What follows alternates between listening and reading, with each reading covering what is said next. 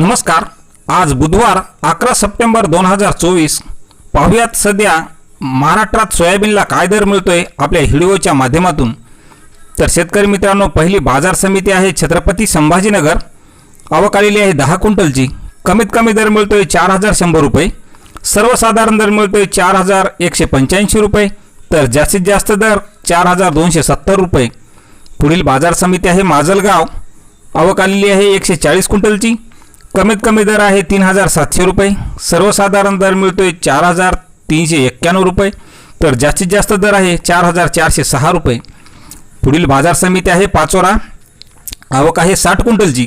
कमीत कमी दर मिळतोय 4200 रुपये, सर्वसाधारण दर आहे 4251 रुपये, तर जास्तीत जास्त दर आहे 4350 रुपये।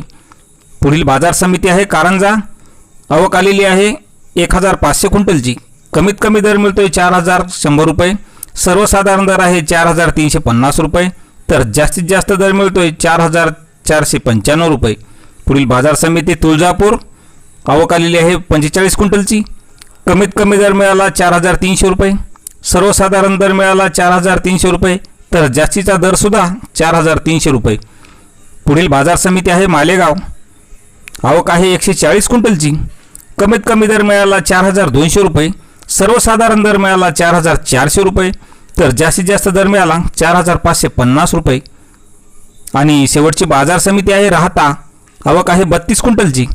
कमीत कमी दर मिळाला 4300 रुपये, सर्वसाधारण दर मिळाला 4325 रुपये, तर जास्तीत जास्त दर मिळाला 4350 रुपये।